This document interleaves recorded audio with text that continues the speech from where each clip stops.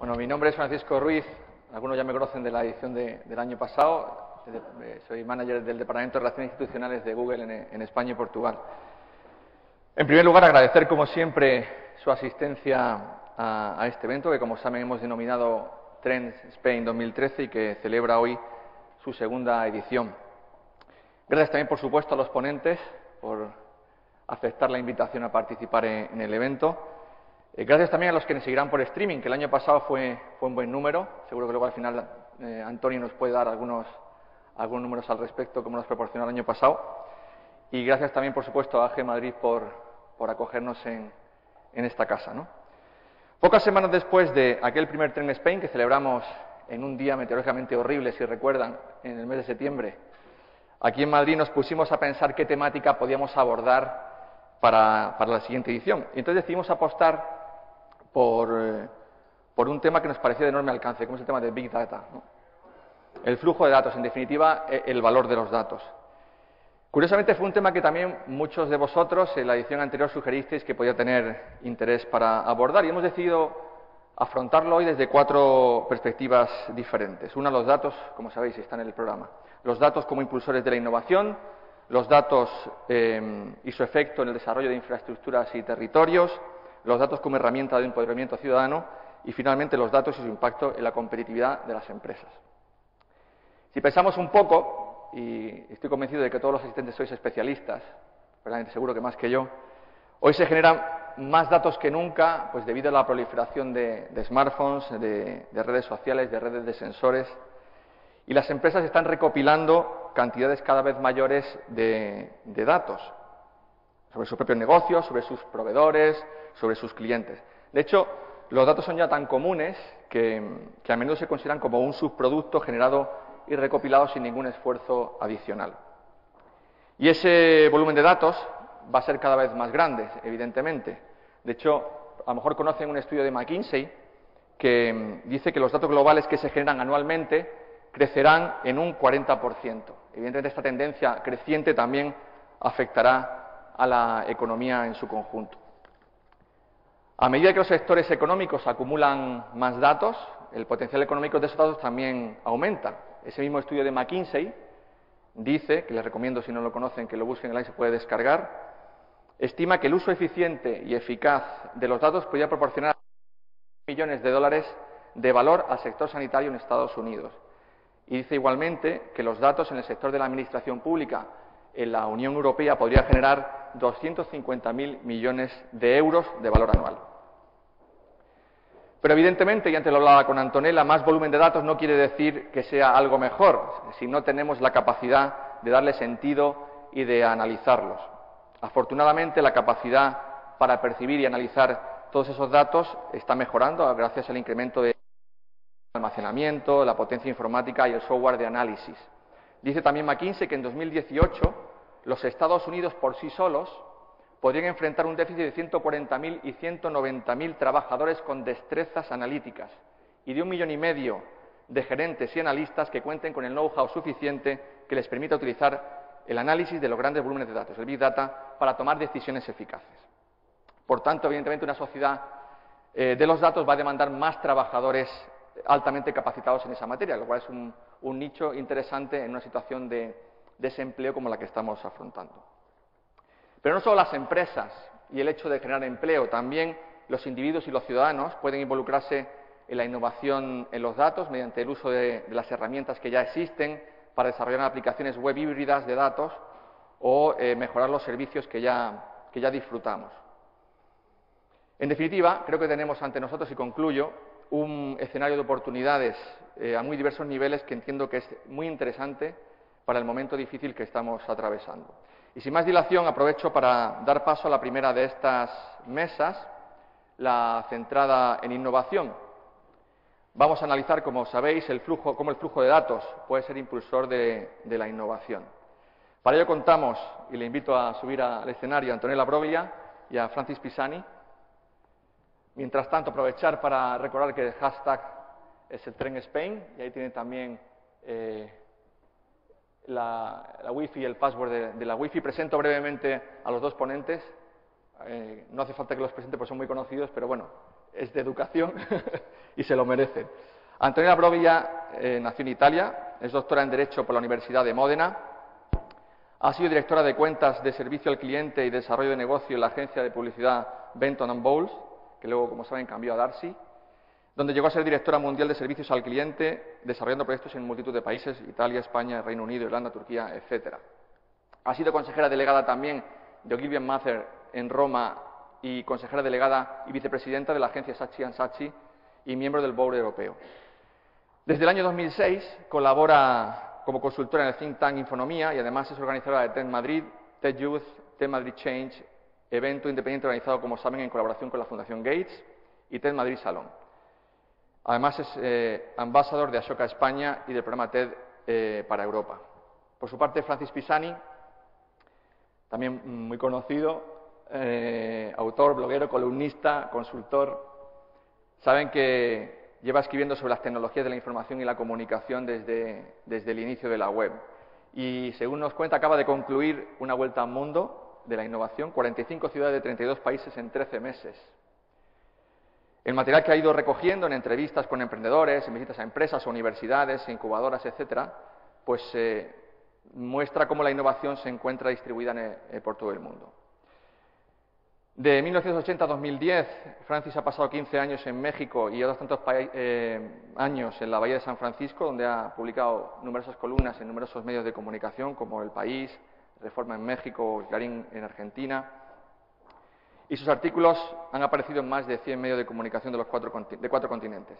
Con Dominique Piotet publicó en 2008 el libro La alquimia de las multitudes, y en la actualidad imparte una cátedra sobre geopolítica y tecnologías de la información en el Instituto de Estudios Políticos de París, así como cursos en la Universidad de California, Berkeley y la Universidad de Stanford. Como hemos acordado en el programa, y además algunos de los ponentes, como hemos dicho, tiene un poquito de prisa porque tiene que salir a otro viaje, cada uno de los ponentes dispone de 15 minutos. Quizá empieza tú, Antonella, si te parece, y cuando cada uno termine la presentación, damos entrada a las preguntas del público. Que os animo a que... No... Debe estar el micro, porque estamos grabando. Vale.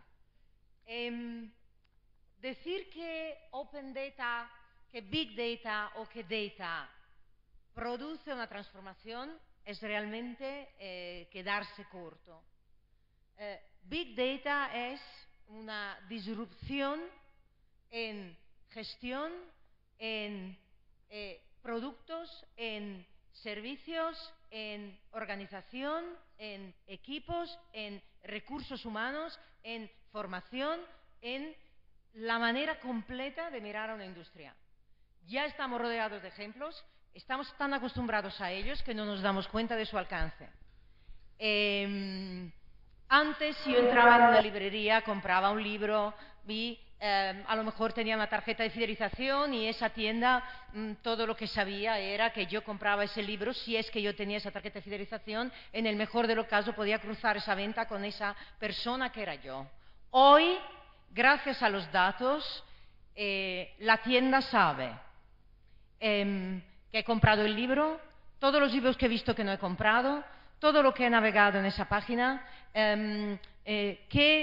digamos, comentarios de otros clientes me han influido, qué promociones me han influido, qué layout de la página me ha influido.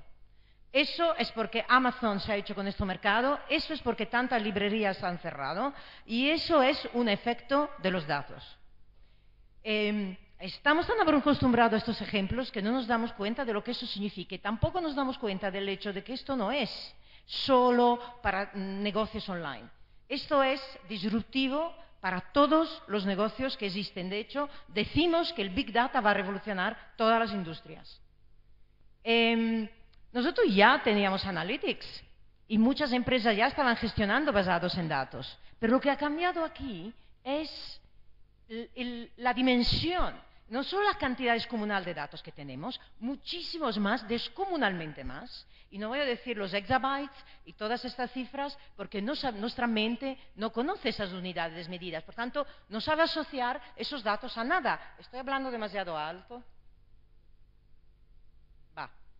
Por tanto, no es solo la cuestión de la cantidad, que es descomunal, es la cuestión de la velocidad. Los datos los tenemos ya, a veces los tenemos antes. ¿Sabéis que el MIT ha hecho una prueba basada en recoger datos de teléfonos móviles de personas en los aparcamientos de Macy's, los grandes almacenes, antes del famoso Black Friday, que es cuando inician las compras de Navidad, y han podido calcular las ventas de Macy's antes de que la propia Macy's calculara sus ventas? Por tanto, es cantidad, es velocidad, inmediatamente o incluso antes de cuando, y luego es variedad, porque los datos se recogen de los sensores, de las redes sociales, de los GPS, de las cámaras que están midiendo el tráfico en las ciudades, y por tanto es multiplicidad, velocidad y tamaño. Eso antes no existía. No existía porque todos estos recolectores de datos no existían. Por tanto, esto es nuevísimo, es tan nuevo como cuando empezamos a tener esto. ¿Y cuando empezamos a tener esto? Hace muy poco. Por tanto, esto es nuevo, diverso, inmenso y ya.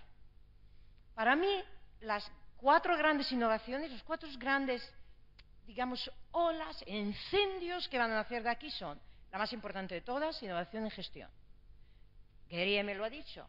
Da igual cuántos productos nuevos hagáis, cuántos servicios nuevos hagáis, la verdadera innovación que trae dinero a largo plazo, verdadero valor, es la de gestión. Es cómo hago las cosas en la empresa, no qué producto vendo.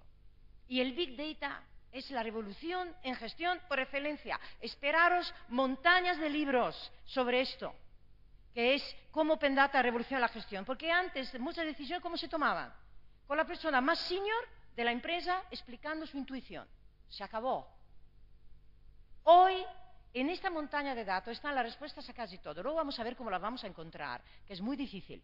Pero ahí está la respuesta. Por tanto, una empresa dirigida por los datos y no por la intuición personal del consejero delegado es otro tipo de empresa. ¿Sabéis que el MIT, junto con McKinsey y con Wharton, ha hecho una investigación en Estados Unidos con 330 grandes empresas para ver si gestionar con datos, o sea, tomarse el Big Data en serio, redundaba en más dinero, en más beneficio, en más productividad, en más valor en la bolsa? Y es así.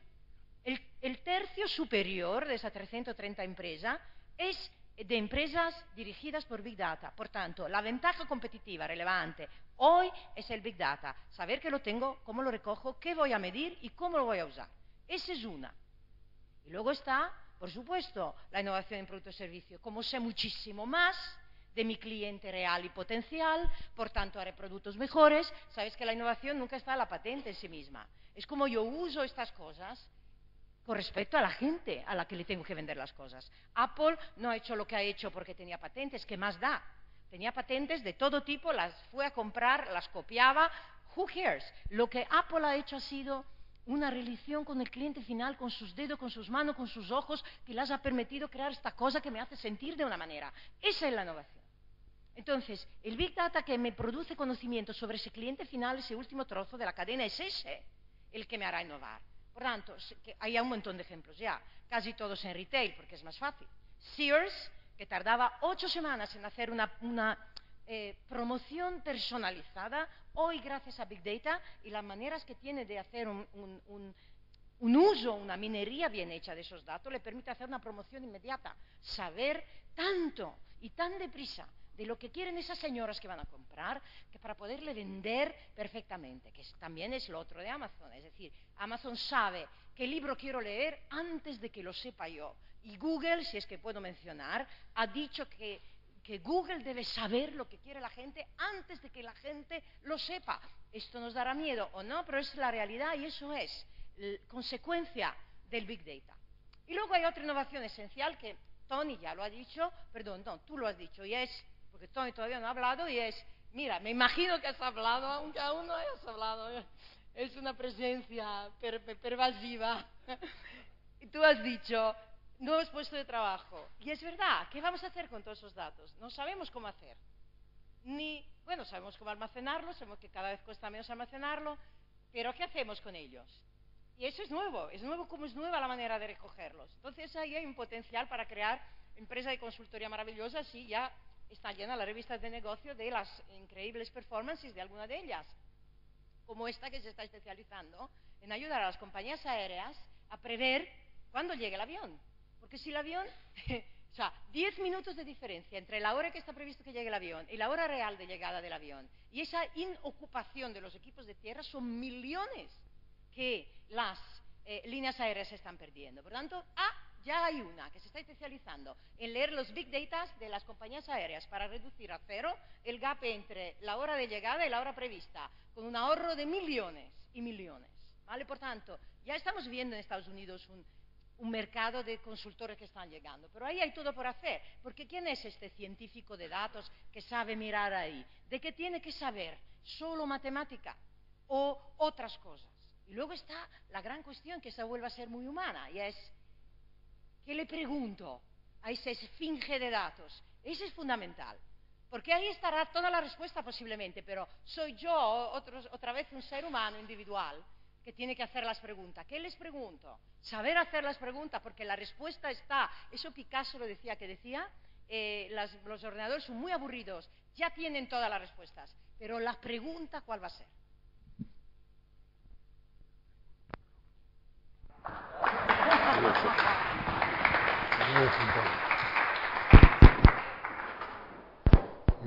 Hola, me voy a sentar aquí porque así los puedo ver. No tengo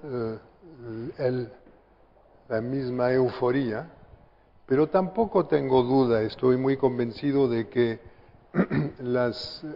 estamos pasando a una nueva era, que de la misma manera que hemos conocido la digitalización, estamos conociendo la datificación, y no tengo duda de que va a permitir muchas innovaciones. Pero quiero abordar el tema con cautela, no para decir que no viene, ya lo he dicho, no para abordar el tema de los peligros, que es otra discusión, pero para tratar de entender cómo afecta o puede afectar el proceso de innovación. Repito, no tengo duda de que van a haber muchas innovaciones, no sé cómo va a afectar el proceso de innovación, y si la innovación es la clave de nuestro desarrollo futuro, tenemos que entender esa cuestión. Tranquilícense, no tengo respuesta, nada más algunas preguntas. Entonces, sí, acabo de dar una vuelta al mundo y descubrí en esas 45 ciudades en las cuales he estado que hay gente innovando en el mundo entero. Un ejemplo entre miles, Marlon Parker en la ciudad del Cabo, es un chavo que empezó formando gente de una casi favela a la expresión digital. Muchos de ellos eran drogadictos, tuvieron que elaborar un pequeño sistema de gestión de conversación por SMS, y lo hacen también, que es el mejor sistema en el mundo hoy, gestiona 300 conversaciones por SMS por hora, y eran para ayudar a los drogadictos cuando hacían preguntas a sus mentores, y ahora la exporta, se llama Jamix, lo que concibió, y lo exporta a 15 países, incluyendo Gran Bretaña, Finlandia y Indonesia lo usa para manejar las alertas en cuanto al tsunami. Lo que es importante, es un caso, hay muchos, lo que es importante es que estamos viviendo un cambio en la historia de la modernización. La modernización desde hace 500 años es algo que viene fundamentalmente del norte o del oeste, y por lo tanto quienes no están en el norte o en el oeste tienen buenas razones para decir, pues sí, pero no, o tener sus reservas. Con la innovación distribuida, la gente participa en la creación de su futuro y por lo tanto puede entrar en la modernización de lleno. Segunda gran tendencia que tiene que ver con Big Data hasta cierto punto, la mayoría de los países afuera de Europa, de Estados Unidos, están adelantados por una razón sencilla, el móvil primero. Quiere decir que nosotros, aparatos electrónicos, volveré sobre ese punto, que usamos conscientemente esos aparatos, por ejemplo con el ordenador, o inconscientemente, por ejemplo con las cámaras de vigilancia, y activamente cuando buscamos un libro en Amazon, o pasivamente cuando tenemos sencillamente el teléfono celular encima. El salto que da el Big Data viene de la cantidad de datos que podemos tratar, en un tiempo reducido, como Antonella lo dijo. Entonces, lo que hay que entender también es que la cantidad de datos en juego y el tiempo para tratarlo son elementos variables. Algunos ejemplos que me han sorprendido que permiten entender hasta dónde se puede ir. Uno es un profesor japonés que se llama Shigeomi Koshimitsu. ¿Qué mide él? Me da vergüenza la manera en la cual ponen sus traseros sobre las sillas de un automóvil. Parece ridículo, pero él le pone Big Data en serio. Primero, ubica 360 puntos, que es decir, aquí mide 360 puntos. Y sobre esos 360 puntos pone una escala de 1 a 256. Los matemáticos me van a dar el número de combinaciones, no tengo idea, pero sí es grande. Entonces, muchas cosas. ¿Y qué hace con eso? Pues primero puede decir si la gente que se sienta en un coche es un ladrón o no. Pero en segundo lugar, si tiene un sistema, eso es potencial todavía, un sistema en tiempo real, la máquina, el coche, puede entender cuando uno se está durmiendo, hacer una alerta y evitar evitar un accidente. Eso es un ejemplo curioso de lo que se puede hacer con Big Data. No mencionaré, o solo mencionaré, las traducciones de Google, donde se pone miles de millones de páginas de un idioma, miles de millones de páginas de otro, y se saca un sistema de traducción que es mejor que la inteligencia artificial, o la predicción de los datos de la gripa. Lo que pasa es que tenemos que entender qué está en juego en el Big Data, que no estaba en juego en los datos que manejábamos antes. Y encontré un artículo que les aconsejo, que pueden encontrar en Foreign Affairs, de un tipo que se llama Ken Cookier, que es el responsable de datos, son dos autores, pero digamos con uno basta, son el responsable de datos de The Economist. Entonces explica 3 puntos y lleva en el tercer punto a una manera diferente de pensar, lo cual me parece importante para entender el proceso de innovación. Primer punto, se recoge todo lo que se puede en vez de tratar de hacer un trabajo inteligente sobre cantidades limitadas de datos, como se hacía en las estadísticas. Todo vale. En segundo punto, se trabaja con datos de calidad desigual, es decir, no hace falta que el dato sea bueno. Por ejemplo, en el caso de Google y de la gripe, una gente puede, por razones que no tienen nada que ver con gripe, poner un dato ahí. Es mejor recoger todo, porque lo que se hace con una inmensa cantidad de datos es más importante que la ventaja de tener una inmensa cantidad de datos, es más importante que tener datos precisos. Entonces, cualquier cosa. Y el tercer punto, y ahí es donde tenemos que aprender a pensar de manera diferente, debemos renunciar a entender la causa. Señores, es otra revolución enorme. No hace falta entender la causa de los fenómenos, siempre compleja, y tenemos que aceptar que podemos hacer maravillas entendiendo su relación. Voy a dar un ejemplo concreto. UPS ha equipado a sus coches, algunos de sus coches, de sus camiones, de sensores en las piezas que tienden a calentar, porque ha descubierto una relación entre el calentamiento de la pieza y un fallo en la calle. Al poner eso, cambia la pieza cuando calienta antes de que haya un fallo y no tiene que ir a ayudar el coche en medio de la calle, en medio de un delivery.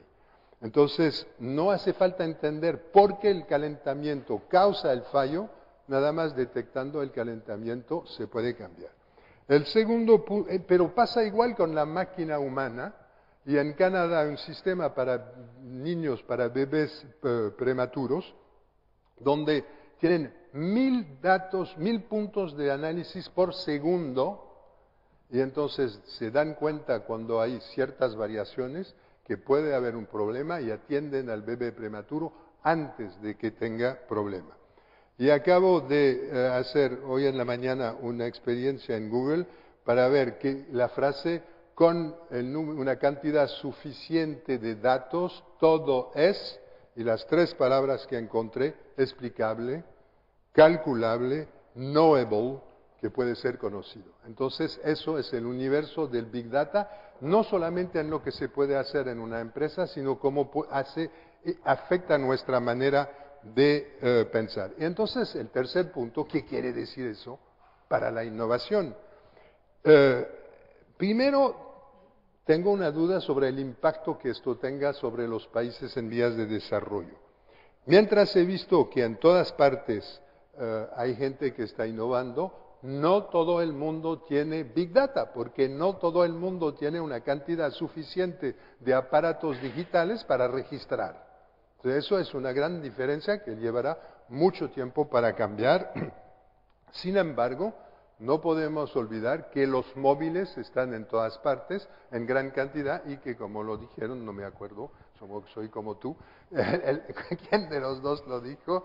El móvil es el primer aparato, uno de los principales aparatos para recoger data que puede ser tratado como Big Data.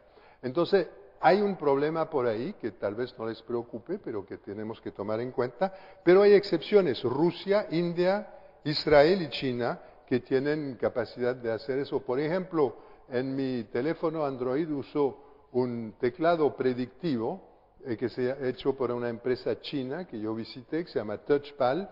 Entonces, una mezcla, la predicción de lo que voy a escribir es una mezcla de inteligencia artificial y de Big Data en función de cosas conocidas, de elementos conocidos y analizados y personalizados. Y quiero mencionar dos ejemplos de Big Data.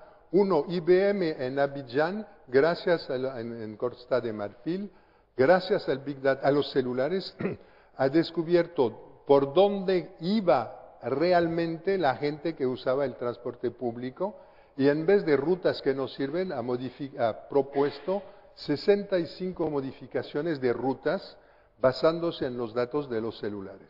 Eso puede mejorar el transporte público. Pero hay otro ejemplo que es no menos interesante, que es un proyecto que se llama ADAR. Es un proyecto indio lanzado por el fundador de Infosys y que consiste en dotar todos los indios, 1.200 millones de indios, de una tarjeta biométrica de identidad, con el cual entran en el sistema de Big Data, pueden recibir apoyo social, etcétera. Lo que es interesante de esto es que ahí el Big Data es indio y para India, cuando el Big Data de Abidjan no necesariamente, y como hablaba de la autonomía, de la innovación, como cambio de la modernización, yo creo que ahí que tenemos algo que ver. En fin, para terminar, estoy curioso de ver el impacto sobre los procesos de innovación. Voy a dar un ejemplo. Cuando termino mis conferencias sobre innovación en el mundo, doy 2 o 3 casos. Un caso es el hecho de un hospital de Londres que tenía accidentes en su sala de operación y ¿qué hicieron para mejorar? Fueron a traer la gente del pit de Fórmula 1 de Ferrari, y porque ellos se dieron cuenta que la organización del pit de Fórmula 1 de Ferrari era impresionante, los trajeron y gracias al uso de algo que no tiene nada que ver, ellos redujeron sus fallos técnicos y de comunicación de entre 42 y 47%. Quiere decir, esto es buscar en algo que no tiene nada que ver para poder innovar. Segundo ejemplo, el de la empresa Grey Advertising, que da un premio, no exagero, un premio al error, al fracaso heroico. ¿Qué quiere decir eso, señores? Que si no fracasan, no han intentado algo verdaderamente innovador. Entonces, si el Big Data nos dice todo lo que hay que hacer, ¿dónde está el error? ¿Dónde está el aprender a través del error? Y ahí es una pregunta donde no tengo idea, pero me gustaría trabajarla. Hay un libro coescrito por Clayton Christensen, el señor que escribió el Innovator's Dilemma, y que se llama el ADN del innovador. Y entonces hay 4 cualidades, 5, que se encuentran en los innovadores. Y no sé qué pasa con esas cualidades cuando se pasa por un proceso de Big Data. El innovador observa, cuestiona, que decir, hace preguntas, pero no acepta lo que se le da. Todo eso puede ser incluido en un proceso de uso de Big Data. Experimenta, por supuesto, consulta y asocia. Y la innovación es la combinación, como les dije al principio, y es una idea de Schumpeter. Las dos dudas resumidas, las dos dudas que yo tengo son ¿cuál es el impacto de la capacidad de predicción sobre la capacidad de innovar? Big Data nos permite predecir cómo afecta la capacidad de innovación, que no es lo mismo. Y eso me hizo pensar en la frase de Steve Jobs, que fui a checar, pero todas las conocemos. Muchas veces la gente no sabe lo que quiere hasta que se les muestra. No quiere decir que no escuchamos a los clientes, pero que les resulta difícil decir lo que quieren cuando no han visto nada lejanamente parecido. Por ejemplo, me escandalizó cuando en España y en Francia se preguntaba a la gente si quería leer en un Kindle o en un iPad o lo que sea. Es como si hubiera preguntado a mi bisabuela, si hubiera querido ir en el cielo en una caja de metal, me hubiera dicho, estás loco. Y, en fin, la gente, entonces esa incapacidad de imaginar. Sin embargo, tengo una duda. No hay duda de que Steve Jobs es el parangón de la innovación disruptiva, pero puede ser que no era pensable por falta de datos. Eso quiere decir, él menciona los focus groups, no hay duda que el focus group no permite resolver esa cuestión, pero con una cantidad suficiente de datos, no sé, me gustaría estudiarlo.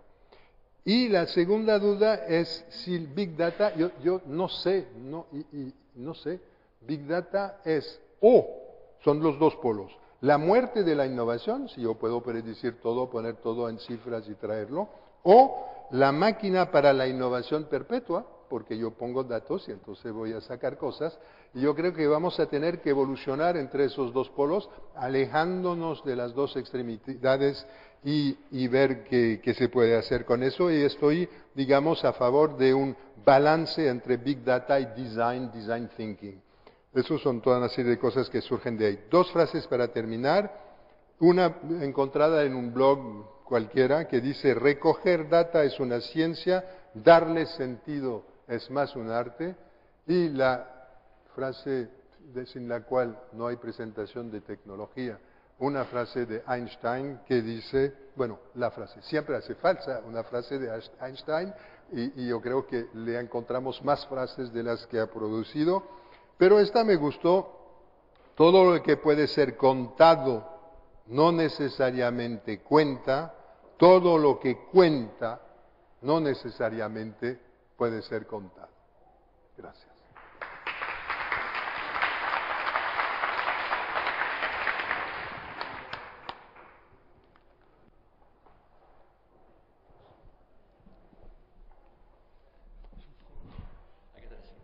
Tenemos tiempo suficiente para preguntas, así que animo al auditorio. Veo que ya hay la primera cosa delante. Venga, pasamos el micrófono. Si no, lanzo yo una mientras. Venga, pues mientras el micrófono me adelanto. Aprovecho. Una pregunta para cada uno de los ponentes. Primero para Francis. Primero para Antonella, porque se tiene que ir. Bueno, pues mira, Antonella.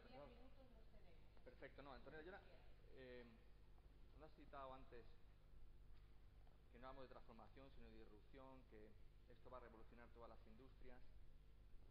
Yo quiero saber si tienes datos sobre la percepción que pueden tener las firmas de Venture Capital o los Business Angels sobre España como país innovador.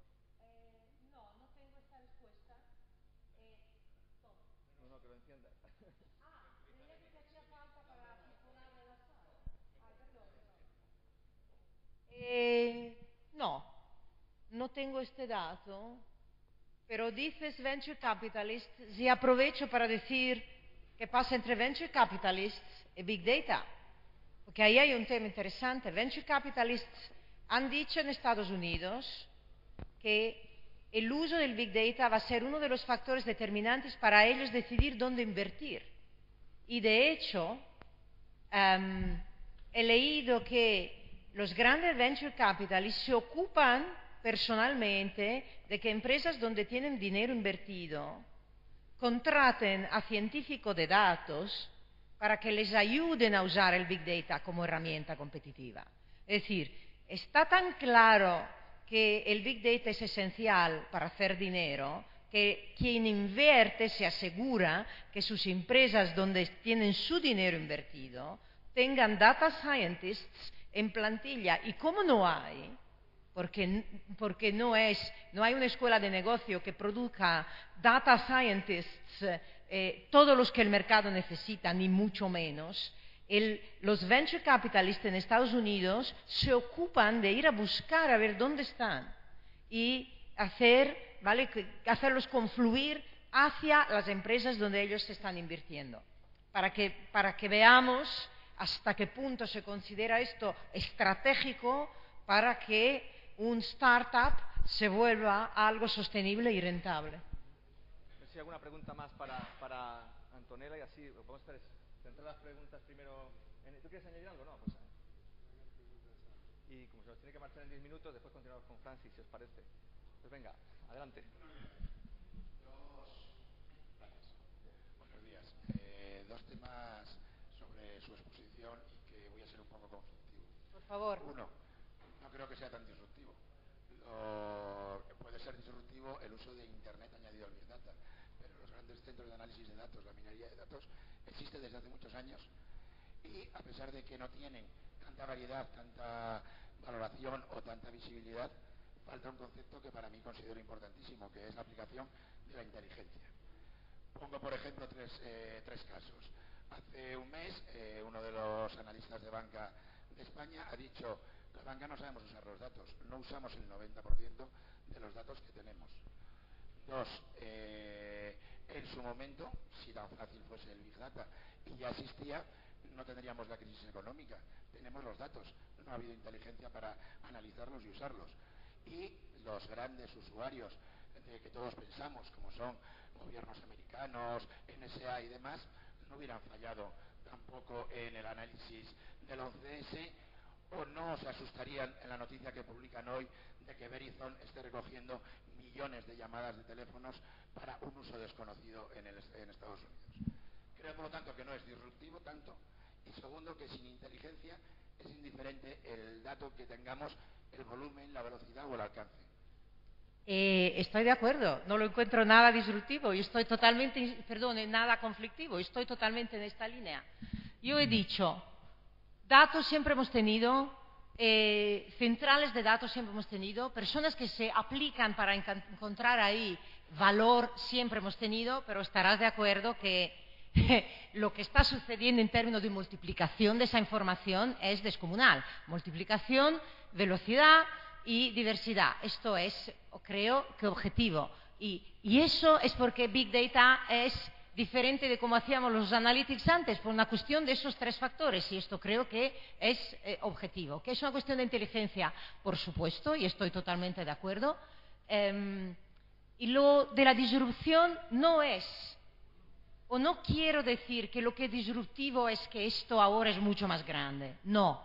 Lo que yo quiero decir con disruptivo es las consecuencias que puede tener un uso inteligente del Big Data en todos los negocios. Eso sí, estoy convencida que puede ser disruptivo.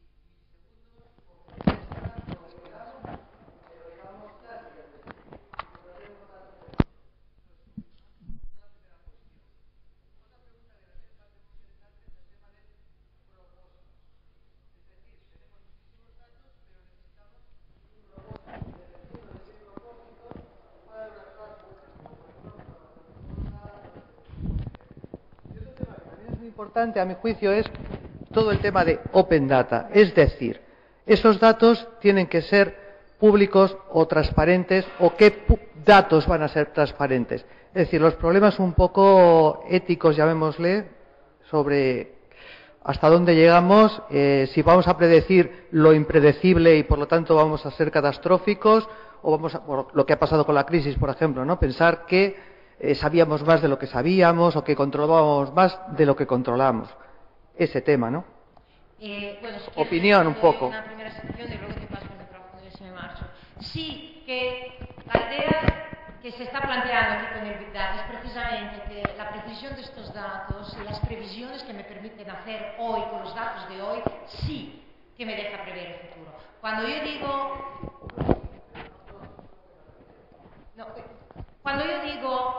el algoritmo me permite establecer ahora el libro que yo querré leer en el futuro, a eso me refiero. Mejores previsiones igual a mejores decisiones. No tengo los datos del futuro, no puedo ir al futuro a poner los sensores, pero todo lo que sé de mi presente y mi pasado me permite tomar decisiones de cara al futuro mejores. Eso es lo que ya estamos viendo que sucede, lo que el consejero delegado mundial de Google está diciendo. ¿Vale? Sobre el propósito estoy de acuerdo, porque en el fondo hay muchos datos que vienen porque vienen solos. Están implícitos, ese torrente que viene implícito en el negocio que hago. No hago nada, no predispongo nada, vienen porque sí. Vienen porque los instrumentos de capturas están implícitos, pero lo del propósito es muy importante. ¿Qué quiero medir? Porque en el fondo el dato no es objetivo, es igualmente fruto del constructo humano y es fruto de una planificación. Donde los mido, cómo los mido y lo que quiero leer es fruto de un constructo humano. Por tanto, eso es muy importante. ¿Cómo los voy a usar? Evidentemente.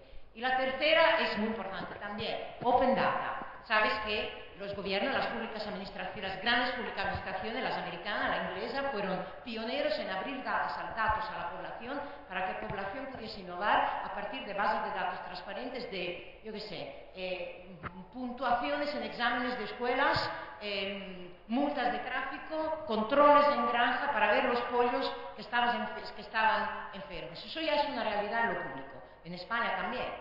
La Euskadi tiene... Todos los ayuntamientos, en el fondo, todos los grandes ayuntamientos tienen datos abiertos de información sobre los que los ciudadanos pueden hacer. Las empresas es otro cantar. Y yo no sé, todo el mundo dice, en este mundo de los comunes, las corporaciones deben de aprender que muchas cosas que han aprendido las tienen que poner en común, porque esto al final rendirá mucha más innovación, mucho más dinero, mucho más riqueza a todo el mundo. A mí me habría gustado traer aquí esta mañana un ejemplo de una corporación que ha puesto su base de datos de algo en abierto y que esto ha producido valor para todos. No la tengo.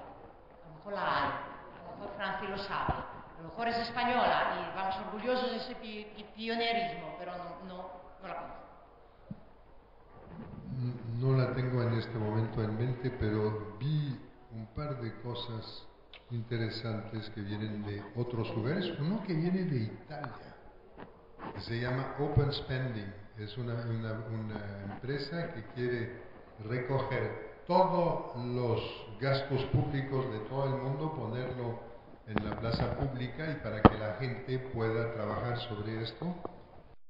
Ejemplo que es un sistema que se llama Hunar, que es de Chile y que es un Wikipedia de los datos, donde la gente pone todos los datos que consigue, que lo que permite un acceso a los datos. Entonces, yo creo que no conocemos, y sin embargo hay una discusión, y lamento decirlo, pero en frente de un representante de Google, lamento porque es positivo, si no fuera positivo no lo lamentaría, pero hay una gran cuestión que hay que entender, y creo que Google lo entiende.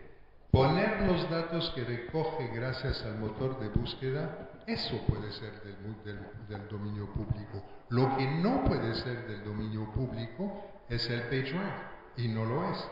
Entonces hay que aprender a diferenciar qué es lo que es propiedad intelectual indispensable y qué es dato que podemos poner en el público. Entonces, entre gobiernos que aceptan una política o implementan una política de Open Data, además de Inglaterra y de Estados Unidos, me gusta decir que Kenia mostró el ejemplo con relación a muchos países europeos. Por lo tanto, hay una actitud por ahí. Por otra parte, hay una presión de la base bottom-up de como el JUNAR o como el Open Spending. Y entonces yo creo que con el tiempo, si seguimos presionando, conseguiremos que varias empresas vayan dando sus datos. Vamos a despedir a Antonella y seguimos. Gracias.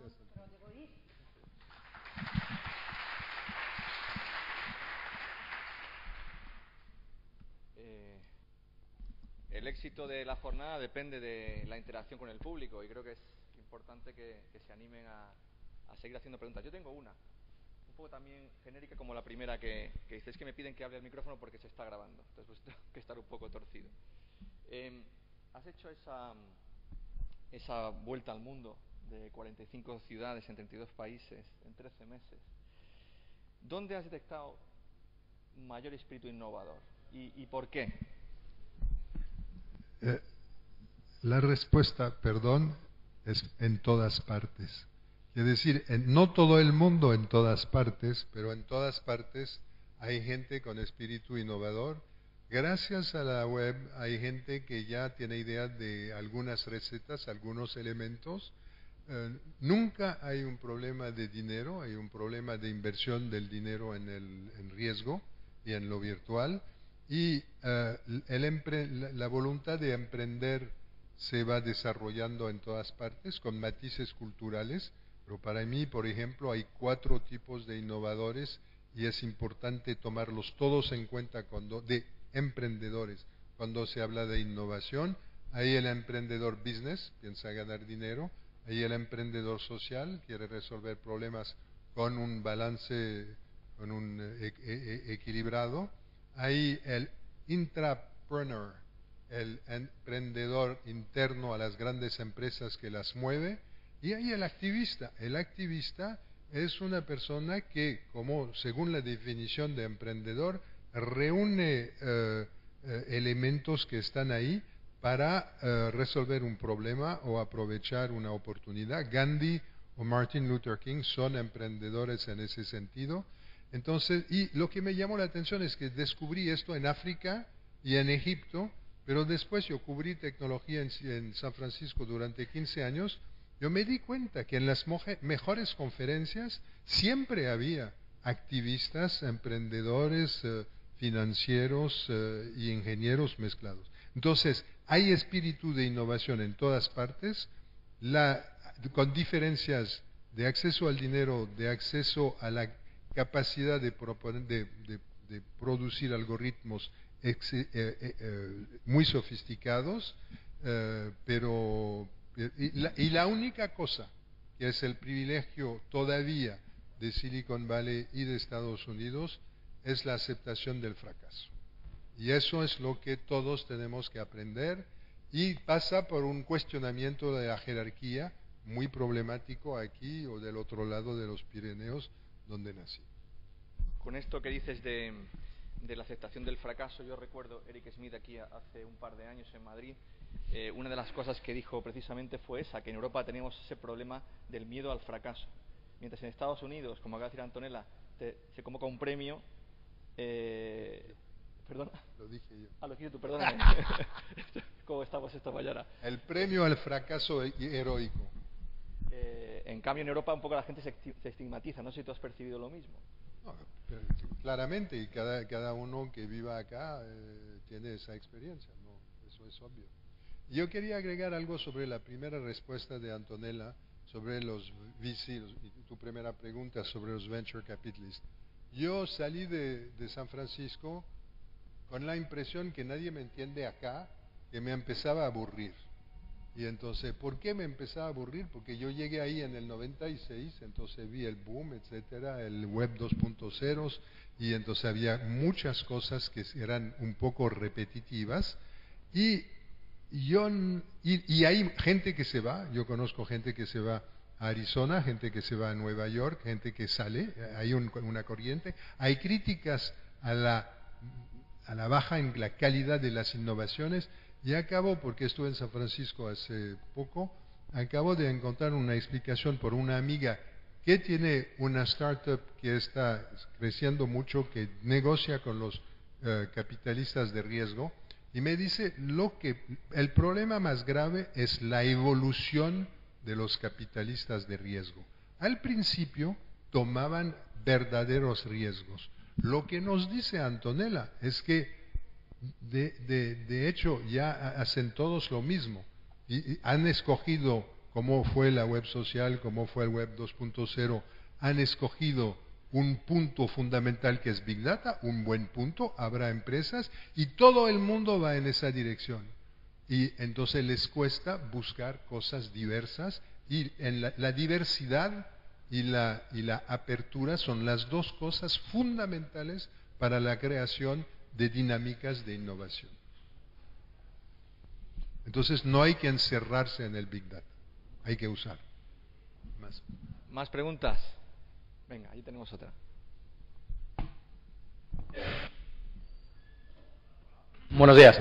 Quería transformar un poco tu pregunta. Habías dicho que qué países habías encontrado más innovación, ¿no? Y yo quería transformar esa pregunta para convertirla en qué países son los que tienen un mejor ecosistema para innovar. Es decir, ¿cuáles de los países que has visitado tienen, en todas las cosas que estáis mencionando, de un ambiente de inversión, de venture capital, un ambiente cultural en el que el fracaso se admite a la hora de invertir, que, por ejemplo, 3 o 4 países has encontrado en el que el ecosistema para montar una empresa, para innovar, para emprender, es mejor dentro de los que has visitado? Hay 4 gigantes afuera de Estados Unidos, de Gran Bretaña, de Suiza, que es un país muy importante en términos de innovación. Hay 4 gigantes que son, y cuando gigantes ustedes van a ver, Rusia, China, India y Israel. Siempre yo pongo, porque me parece notable, ese ecosistema curioso, pequeño pero muy agresivo, de Kenia, que no es un gigante de ninguna manera, pero hay que tomarlo en cuenta. Entonces, la noción de fracaso no he encontrado ninguna parte en la cual, ningún país en el cual la cultura lo acepta. Pero es muy claro, resulta muy claro que en cada país ahora está emergiendo una subcultura de emprendedores que aceptan el fracaso. La conferencia sobre el fracaso que se llama Failconf, no me acuerdo, que es una conferencia que nació en Silicon Valley y que está empezando a circular en el mundo, es una conferencia en la cual se intercambian ejemplos de fracaso para aprender del fracaso de uno y del fracaso de los demás, para compartir, y empieza a verse en la India, en Rusia, etc. Ahora, en los mejores ecosistemas, los mejores ingenieros, Rusia es impresionante en ingenieros de sistema. Hubo un premio mundial, no sé de este año, no sé si ha tenido lugar, el año pasado en mayo, sobre los mejores desarrolladores, las mejores universidades en cuanto a desarrolladores, y de los 10 primeros, 4 eran rusos, 3 eran rusos y 1 ucraniano, que es la misma escuela, y Harvard llegaba en 7ª posición y Stanford en 13ª. Es decir, la calidad de los ingenieros, los que Antonella dice que hay que jalar, es impresionante. Israel es el único país donde el fracaso sí es aceptado, pero hay que entender en qué marco. Un marco cultural tradicional, que es la chutzpah, la agresividad, la voluntad de ir, pero otro que es el hecho que el 99% de los innovadores en Israel pasan por las unidades especiales del ejército, en las cuales hay una cultura de no respeto a la jerarquía, se pasa por la noción de la jerarquía y de presión del combate, de la guerra, para avanzar. Y me contaron que un día el presidente o vicepresidente de Intel llegó al laboratorio que ellos tienen en Tel Aviv o cerca de Tel Aviv, diciendo: tenemos ese problema y no lo sabemos resolver, y la sala explotó. Y entonces al cabo de 2 minutos el tipo perdido dijo: ¿pero qué pasa aquí? Y le dijeron: tranquilícese, es así como discutimos. Es decir, no respeto, agresión, cuestionamiento sin par, Y eso es la cultura más propicia a esto. Y último, en la India hay muchos muy buenos ingenieros, muy buenas escuelas de negocios, pero hay un paso. Y no sabemos leer la innovación en la India, hay muchos textos sobre eso. Muchas de las innovaciones atribuidas, con el perdón del señor, esta vez sí, a Google, a Intel, a Microsoft, vienen de ingenieros indios, quiere decir sí son innovadores, pero el producto final llega en nombre de las grandes empresas, aunque es interesante ver cuando lo atribuyen a los laboratorios locales.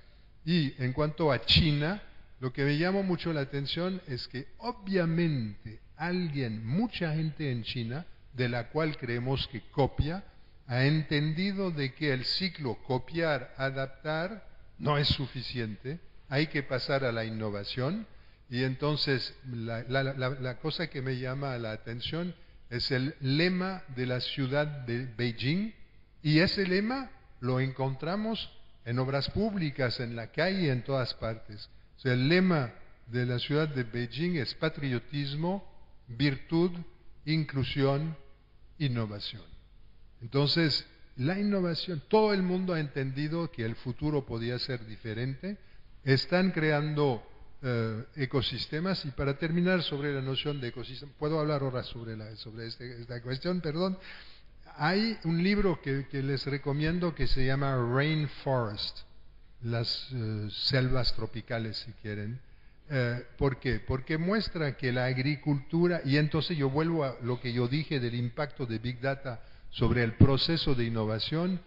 Las selvas tropicales son un mejor ecosistema caótico que la agricultura, que es un sistema organizado. Y la mayoría de las empresas funcionan con base en el modelo agricultura y no con el modelo selva tropical, y eso es otro tema de reflexión que te dejo. Otra pregunta tenemos ahí. En un país como España, en el que el 98% son pymes, empresas muy pequeñas, y en el sentido de la conferencia, ¿cómo pueden aplicar el Big Data, el tratamiento de datos, para innovar? La mayoría de los ejemplos que tenemos es... ¿Perdón? En un país como España, en el que el 98% de las empresas son pymes, y dentro de ese 98, de nuevo un 90 y tantos de 5 o menos empleados, es decir, no los ejemplos que hemos visto de grandes corporaciones analizando datos. ¿Cómo podemos las pymes usar los datos, unido a innovación, para aplicación en nuestros negocios? Dos cosas. Primero, las pymes tienen que juntarse al movimiento sobre Open Data. Los primeros beneficiarios del Open Data son las pymes que proponen aplicaciones y que no cuestan tanto, cuestan por supuesto, pero no cuestan tanto. En segundo lugar, entonces yo creo que producir o tener acceso directo es difícil, pero hay que luchar para el Open Data. La tecnología tiene que ser hoy un tema de debate político, de debate social, y entonces en nuestras reivindicaciones debe haber reivindicaciones como Open Data. De eso se debe discutir en el momento de las elecciones, sea uno pyme, sea uno gran empresa, sea uno ciudadano, sea uno activista, una activista, etcétera. Entonces, en segundo lugar, la noción de pequeña empresa y de innovación. Todo lo que, salvo en Japón, donde yo visité grandes empresas, en esas 45 ciudades solo vi a pequeñas y medianas empresas, porque yo considero hoy que la flexibilidad, la liquidez, como se dice, la agresividad, la voluntad de innovar se encuentra mucho más en las pequeñas empresas que en las grandes, con excepciones, pero en las grandes hay una tendencia a decir que hay un departamento de innovación, lo que no resuelve nada. Y te voy a dar un ejemplo que me fascinó. En la NTT Docomo que es la principal empresa de telecomunicación para móvil, en todo caso en Japón, que habían entendido en el 97 la importancia del multimedia para el teléfono móvil, pero no estamos viendo nada de NTT Docomo. Entonces entrevisté a un vicepresidente y le pregunté, ¿quién decide en qué dirección se innova? Y él me dijo, arriba, y después de unas preguntas, arriba quiere decir no el presidente, pero el board o la gente inmediatamente cercana al board. Y le pregunté, ¿y cuánto tiempo hace falta para que una decisión de innovación se traduzca en líneas de código activables? Respuesta, 18 meses. End of story. Entonces las pymes están en una muy buena posición para innovar y tienen que luchar para el Open Data. Bueno, tenemos que dar paso a la siguiente mesa. Un aplauso a Francis.